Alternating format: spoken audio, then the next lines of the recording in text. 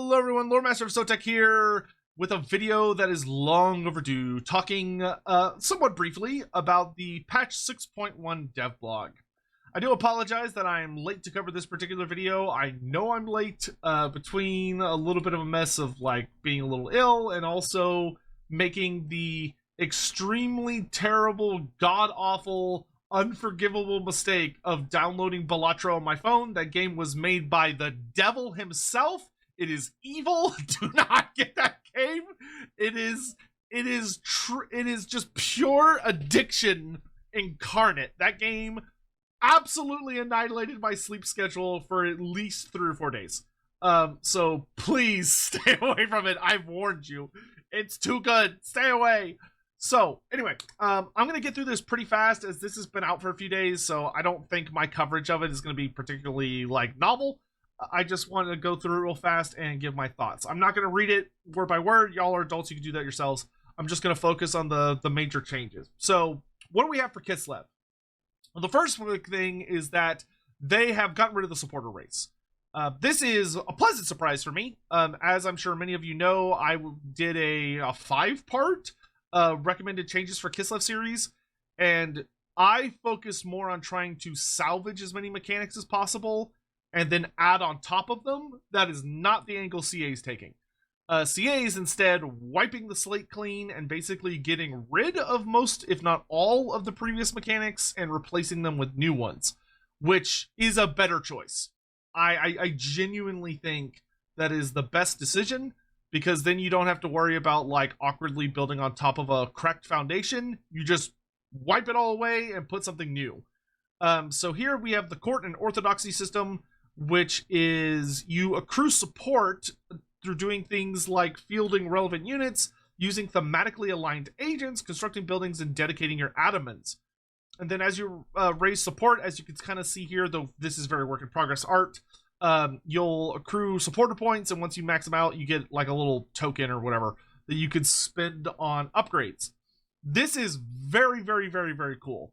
I think this is an absolutely fantastic system, because it's one of the things they talk about that I think is really interesting is that, they talk about a little bit what they support. So the orthodoxy is more about your common troops, economy, and buffing invocations, whereas the ice court is more about improving elite infantry, your spellcasting ability, and your use of heroes or characters, which is fine, great, awesome, fantastic. And then it's no longer a race, but instead it's a balancing act. Something I find kind of funny about this, and this is not a criticism, I really like what they're proposing, even though I kind of want to see it more. I kind of need to sit down and play with it before I think I really make up my mind. But one of the things that I find funny about it is this kind of feels like Kislev is inheriting what Grand Cathay used to do, where Grand Cathay's, harmony system used to be faction-wide. So you had to balance your yin and yang over the course of your entire empire. And if you got too out of balance, there would be bad things happening. Whereas here, it's Grand Cathay changed to a provincial harmony, which I think works perfectly fine, and in many ways works better. Even though I know not everyone agrees with that. There's a lot of people that don't like Cathay's new system, even though I prefer it personally. But this has now taken that old system of Cathay and given it to Kislev. But I think it works much better for Kislev because there's a more adversarial relationship between these two forces, as opposed to like yin and yang, which is more of like, they're not necessarily, one's not better than the other, but harmony is something they strive for. But there are times when being unbalanced is good. But anyway, for this, I love that if they get too unbalanced, they start to oppress the other faction. So if the Great Orthodoxy starts to get too powerful, the Ice Court starts to kind of get nervous, and like there begins to be civil unrest and disorder and all sorts of problems. So I really, really love the idea that it's more about trying to keep Kislev together, keep Kislev unified. Keep your Gospodars and your Ungals on the same team. Keep the Ice Court and the Great Orthodoxy on the same team. Making sure that Kislev is a united shield against the forces of chaos instead of a cracked one. I think this is going to be a very, very, very good change. Devotion. So we see here Devotion is no longer a faction-wide resource. Instead, it's a provincial one, replacing control. That's super interesting. Representing the fervor of the local populace, it acts like control, but it can be spent as a resource to do invocations. Oh, that's really cool. Okay, I like that a lot. I like that a lot. So you can use invocations to buff the province or empower an army in the province for a temporary buff. Core tenet of the Kislevite approach is that they are strongest at home and prefer well-settled core territories. That's fantastic. I really, really like that. I like that a lot. High-level devotion also allows Kislev to counteract the penalty of climates, allowing them significant settling flexibility in exchange for a slow ramp-up to suitability. Oh wow, they make climate suitable and making the territory unsuitable by using invocations, as these immediately make the province take climate penalties.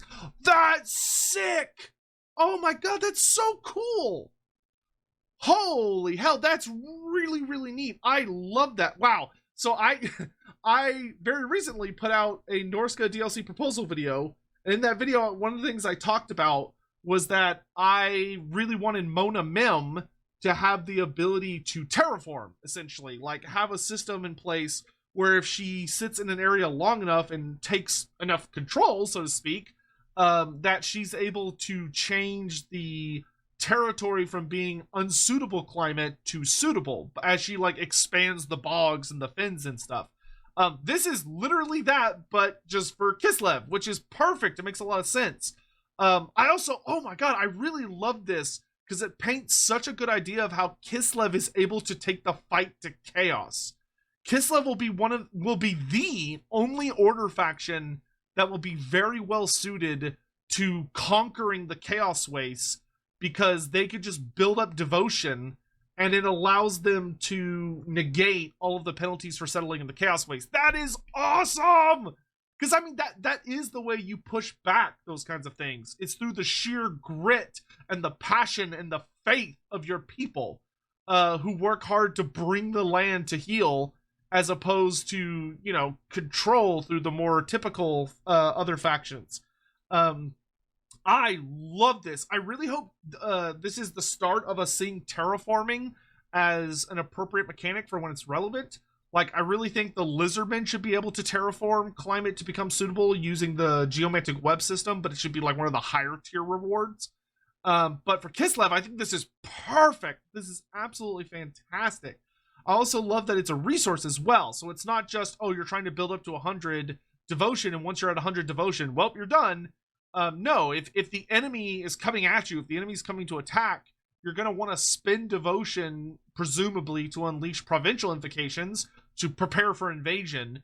Or if you're trying to expand into new territory, it'll probably be really smart to have an army sitting in a province that has 100 devotion, use one of your invocations on that army to give them buffs, and then they march out into this new frontier to conquer a new province that then is able to build up its own devotion. This is fantastic.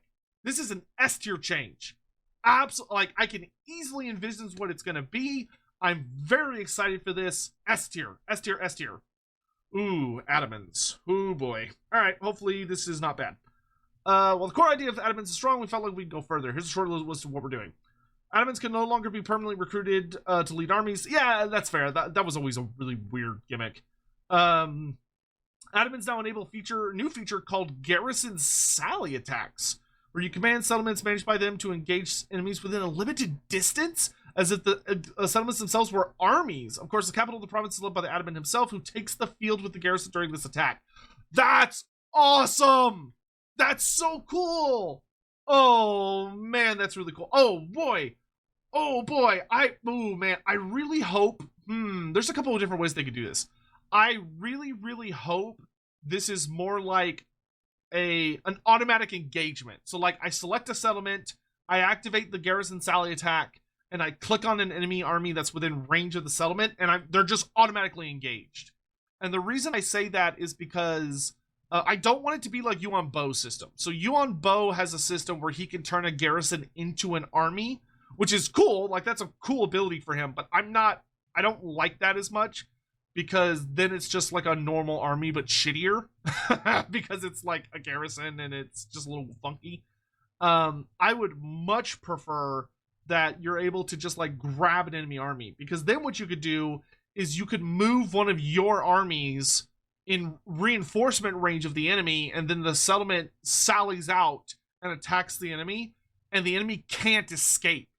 That would make Kislev one of the best factions in the entire game at defending their own territory. If the garrison sally either like counts as a lightning strike, which I wouldn't like as much, but if it just like grabs an enemy. So kind of like how the Tzeentch teleport attack, right? If Tzeentch teleports on top of someone, it just grabs them. Like there's no chance to flee. You just got. I would not make it count as an ambush battle. You know, it should probably just be a regular engagement, but the enemy doesn't have the chance to flee. I think that would be god tier, because then you could catch them with your garrison, but it's really that your garrison like sallies forth to engage the enemy, and the real goal is that they're trying to hold them in place until your reinforcements arrive. I think that is absolutely so fucking cool. That's something I'd love to see some other factions get access to as well, where appropriate, but that is a very, very, very cool ability. Absolutely amazing. Okay. Adamants have a unique battle loadout, dropping their offensive dual weapon of the standard boyar for, shield, axe, and pistol kit. Yo, that's so cool. Wow. Okay, so oh man. Oh, they got a skill tree as well. Oh my god, Adamants are goated now. Adamants are so goated. I'm gonna actually give a shit about my Adamants. What? That's so cool. So they have a unique skill tree, which is amazing, and they got a unique loadout. That's so cool. Wow. So Adamants are now cooler than the Black Ark Fleet Masters or the Caravan characters. Because like the Caravan characters are pretty good. Like they're fine. My only beef with the Caravan characters is that they don't have unique weapon loadouts. You know, it's just like, it's a dwarf, it's a Chaos Dwarf Overseer and a Cathay Lord Magistrate. Though they do have unique skill trees, so like they're not bad by any means. But it'd be cool if they had unique weapons to really make them feel like a different Lord type. Though if I remember correctly, I think there's also another difference between the regular Lord Magistrate and the Caravan one. Like I think the Caravan one, I can't remember. I don't remember what his other gimmick is, or like there's a difference between them. Like I want to say the Caravan one is like missing a mount that the regular one has or something. But anyway, very cool, very, very cool. Adamants are awesome now. Awesome.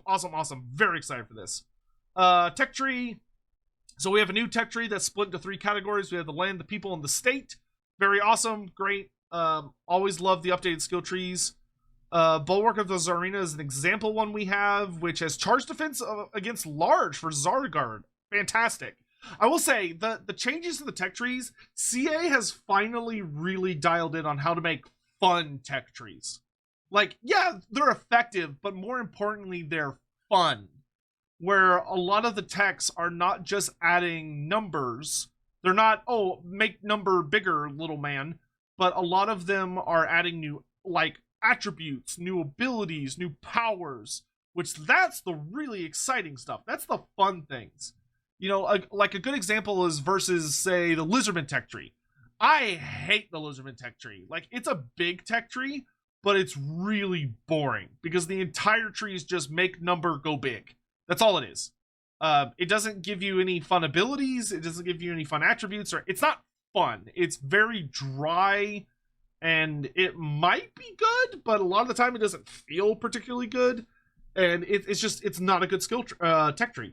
The only tech on the entire Lizardman tree that I consider decent is the only one that I find even remotely decent is the one that gives all skinks poisoned attacks. That's the only good one. Pretty much all the others are meh. So, yeah, great, awesome. Tzeentch, Fragments of Sorcery. So this one I heard about, and I am very excited for this. Where Kairos Fate Weaver is going to be so much more fun.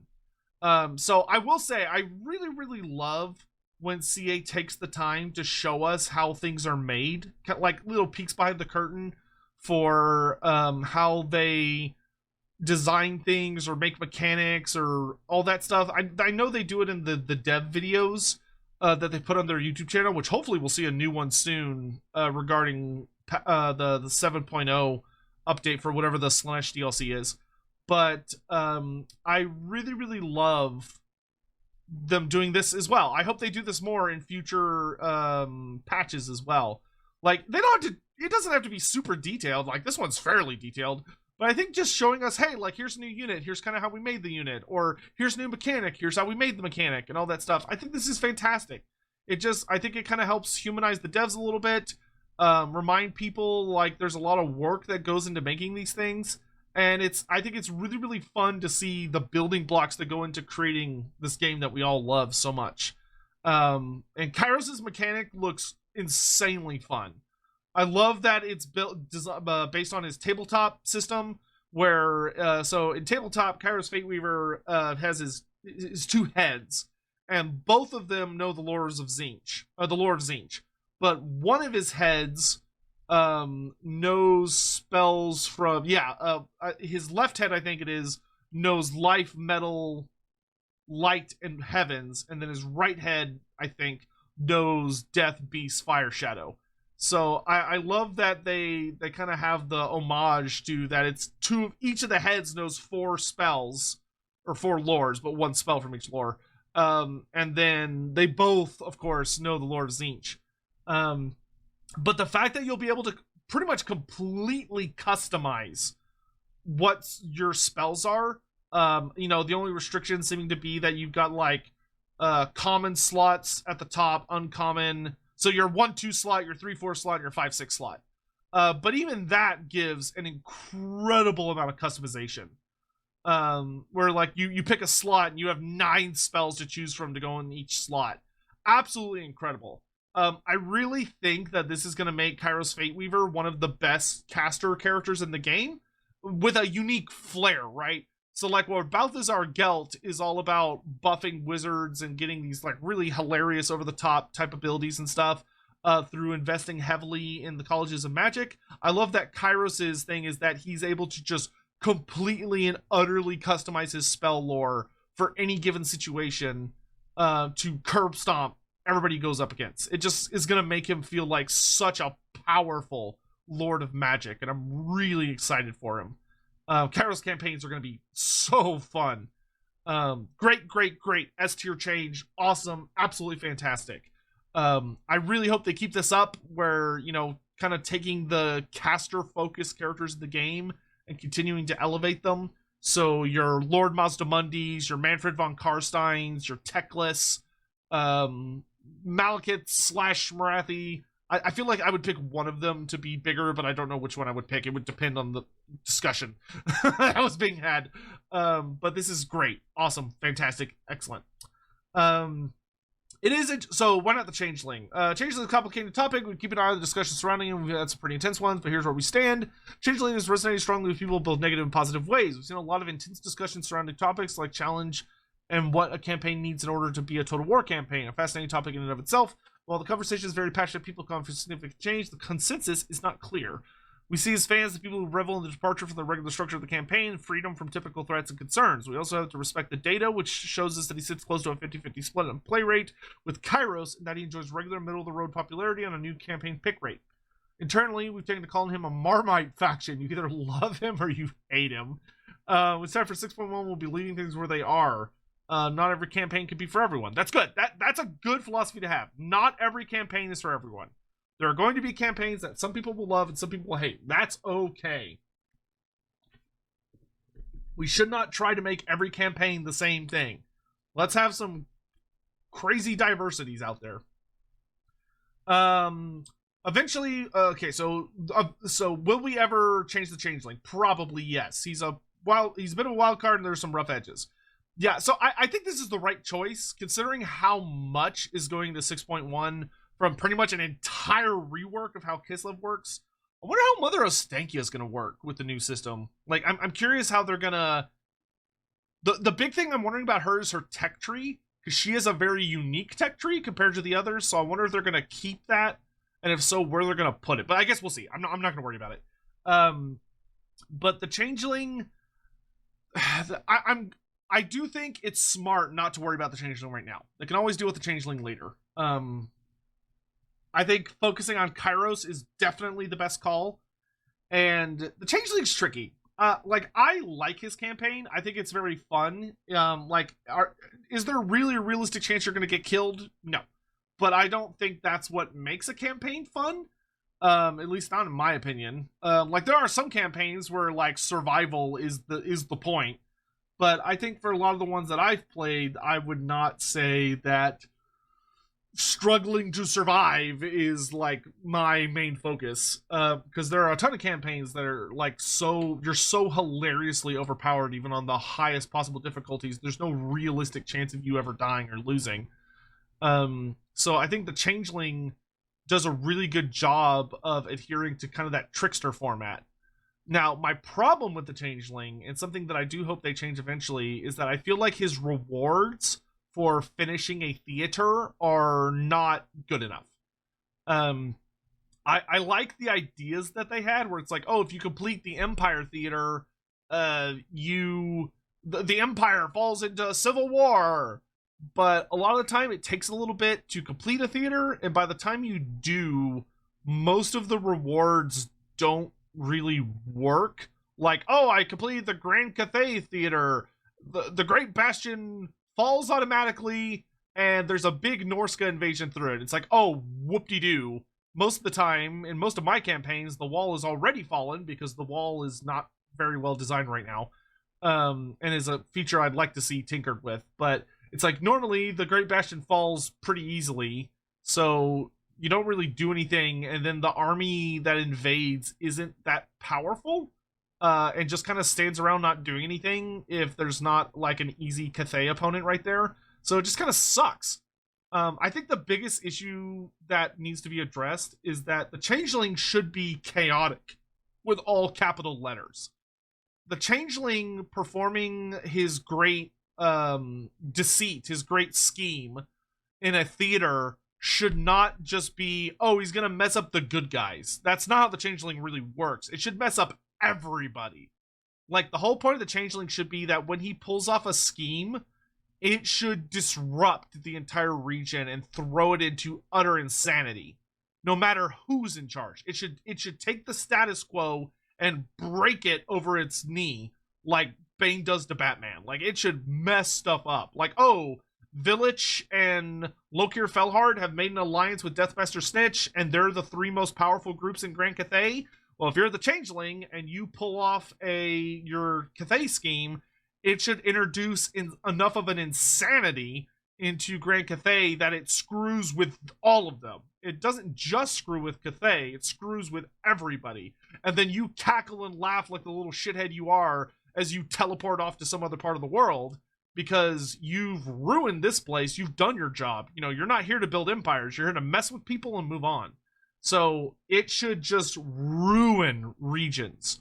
That's how I very much feel about it. Like, it's like, oh, in the Empire one, instead of being like, oh, the Empire falls into civil war, it should be like, oh, every single faction that's in the theater of the Empire immediately declares war on each other and cannot ever get peace. Like, they will be stuck at war forever.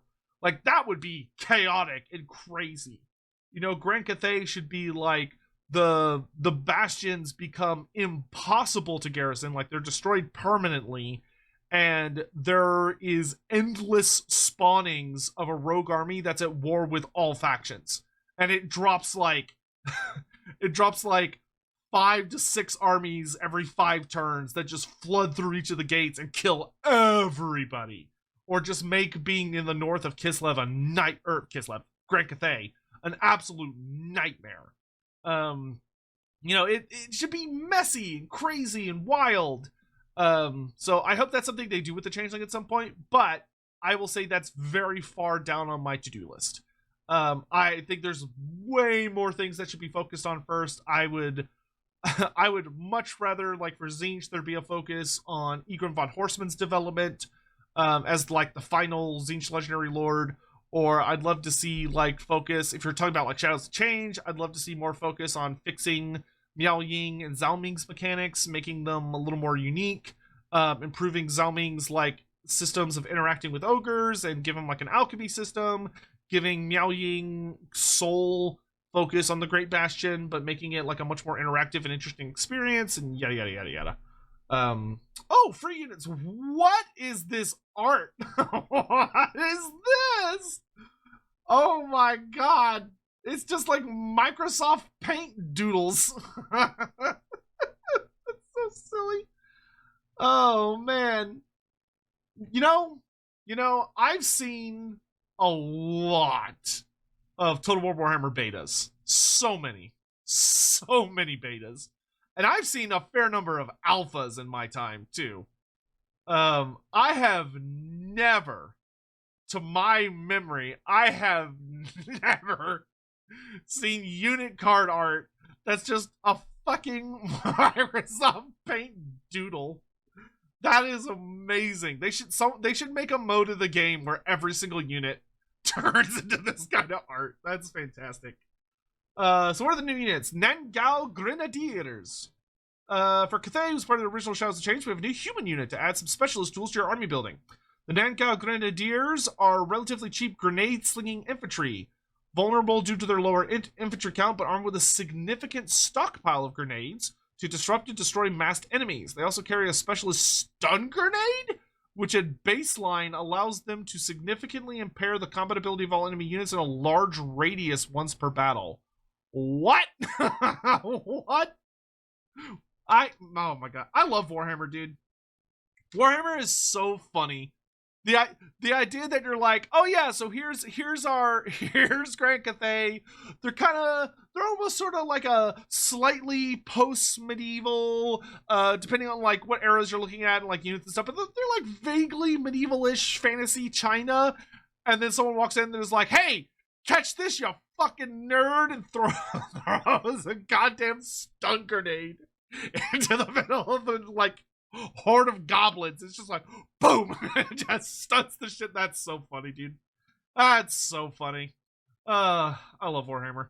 I will say, fantastic unit for Grand Cathay. Sounds they're going to be a lot like the zombie pirate gunnery mob with grenades, which is going to be a great unit for Grand Cathay, especially because the unit looks like it's going to be much more pretty mobile. Designed to be very flexible about running around the battlefield and getting into a good position to throw grenades. Grenades are incredible, not only because they cause mass disruption, but because they tend to melt enemy units that don't have any armor and are kind of tightly packed. So they're really, really, really, really good against a lot of the things Cathay tends to struggle a bit with. Cathay tends to be rather notorious about having problems with like mass crap infantry coming at them, because a lot of Cathay stuff is very specialized into defense and relies on their shooting to deal a lot of the damage. So if you come at them with just mass garbage, they have a really hard time getting everything under control before they kind of get swarmed. So grenades, I think, are going to be a fantastic addition to the roster. Plus, it's a free unit, which means this will hopefully be in like the garrisons and stuff. And it's a Nangao unit in particular, which is awesome because it gives Miao Ying even more unique flavored units, which I think is just fantastic. The Grenadiers, I think, are going to be really, really, really good. And I do like that they're more like the gunnery mob as opposed to like miners, where the miners, obviously their blasting charges deal a shitload of damage, but they only have like 1 or 2 volleys, even though they deal, once again, a lot of damage, and the miners themselves are actually reasonably decent combatants, whereas these ladies are definitely not going to be very good combatants, but they are going to be excellent for good damage. Range damage. Noblar Flingers. Oh boy.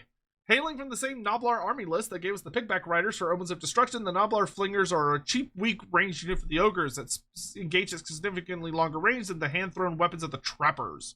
Most akin to the Skaven Slave Slinger, by the Bear's smidge a little braver, these malicious Noblars, I almost called them goblins, we ain't no gubbos, exists to harass enemy units for the safety of the back line, particularly adept at annoying brave halberd units who skew the shield in order to take on the large ogre threats this faction normally feels. So this is great. Noblar Flingers, this puts a little bit of a dent, a rather noticeably Noblar-sized one, in my ogre DLC proposal script that's I need to finish. I'm not in a rush to finish it because we just got an ogre DLC, so I don't think they're coming up anytime soon. But it's like, I think ogres could have one more DLC, one last one. But with the flingers gone, that's going to hurt my list a little bit. I'm gonna have to figure out what to replace them with. But this is great. This is a unit I think the ogres desperately needed. Ogres needed a really solid mid-longish range unit that I guess technically would be a mid-range unit if you compare it to like Iron Blasters or Iron Guts. But they just needed a medium range unit that just throws a lot of cheap crap missiles. Because the biggest thing that causes ogres problems is cheap spears, cheap halberds. Units of spearmen and halberds that have very little armor, but there tends to be like a lot of them, and the ogres just don't have a super effective way to deal with them efficiently before they get into combat with the ogres. You know, they can hard counter ogres because it's a lot of entities, they've got anti-large and all the other crap. So Noblar Flingers are going to be so good for just pelting the shit out of enemy halberds and spears before the lines meet, getting some really good harass in. They're also, I think, going to be very excellent for harassing other enemy range units. Because it used to be that if your opponent had like archers or Skaven Slave slingers or like any of those other shooting units, ogres always had a really annoying issue where if you didn't have, I said Iron Guts earlier, lead belchers, sorry. If you didn't have like lead belchers, you didn't have a realistic way to deal with them. But lead belchers are very expensive, and you also have to protect them, which is a pretty significant investment. Whereas with Noblar Flingers, they're going to be super cheap. So ogres are going to finally have access to an easy unit that can harass enemy cheap range units and enemy cheap infantry units from a distance, which is going to be so good for Ogre Kingdoms. Like this is an absolutely incredible additional unit for ogres. I really I also love that they're free. The free unit variants are great. They're so good. Such a nice part of each patch.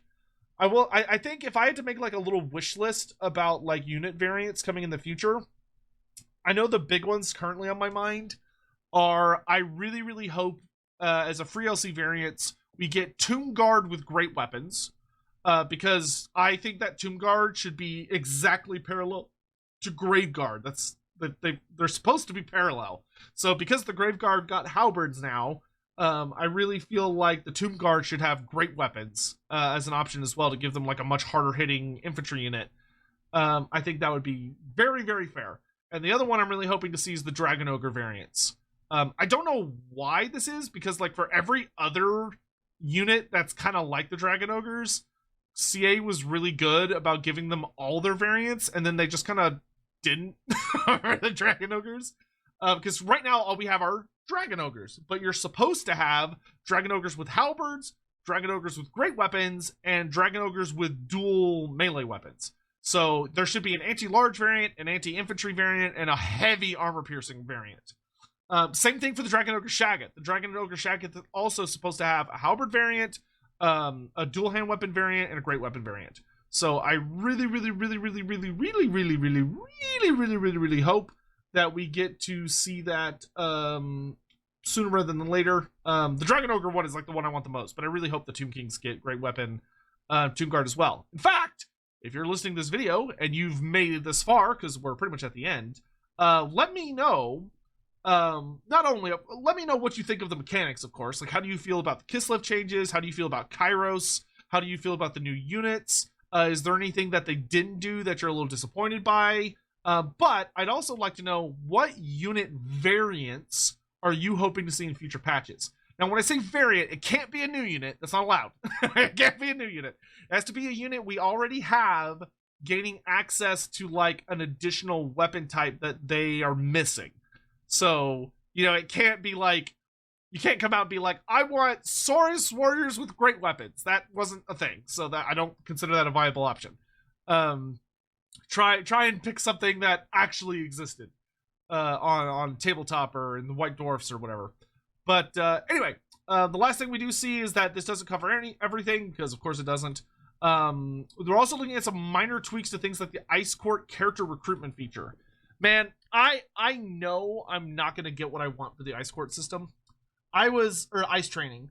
That was probably the biggest change that I was super duper duper duper duper hoping we would get, because it would let each Kislevite character or legendary lord feel very unique, was having their own variant on ice training, you know, where it's like, oh, Mother Ostankia gets Druzina lords and hag witches as customizable. Katerin gets ice witches and ice maidens. Kostaltin gets boyars and patriarchs. And then Boris gets like boyars and ice maidens, I guess. I think that would have been such a cool feature. But I do acknowledge it would have required a lot of additional work. And it also would have had a very high chance, I think, of that feature being super buggy. But that's neither here nor there. We'll have to see what they do with it. Overall, I'm very, very excited for 6.1. I think this looks like an absolutely phenomenal patch. I feel like all of the patches, like the 5.1, 5.2, etc., have been pretty damn good for quite some time now. Very, very excited. Great job, William, with the article. I love these. I love all, you know, when we're able to get some information behind the scenes and all sorts of other cool stuff. Very, very excited by this. I'm very curious how long before we start hearing about 7.0, which is going to be the Slaanesh DLC. I feel like it shouldn't be that long before we start to hear stuff, but it depends on how they handle it. I mean, if they're going to handle it like they did Omens of Destruction, then we should be hearing about it like any day now, for them to start like trickle feeding us information like they did for Omens of Destruction. Because Omens of Destruction, we had like 3 months of pretty consistent information coming from the devs. It was like once a month or whatever. But anyway, thank you all so much for watching. Once again, I do apologize for being late on this. I have recovered from my Balatro splurge, and I will endeavor not to go down that wicked alleyway again, lest it mug me and take my precious time. But anyway, yeah. Hope you're all having a lovely day, evening, or afternoon, wherever you may be in the world. And morning, evening, or afternoon. There we go. That's a weird order. Never mind. I'm out of here. Okay, bye. Bye. See y'all later.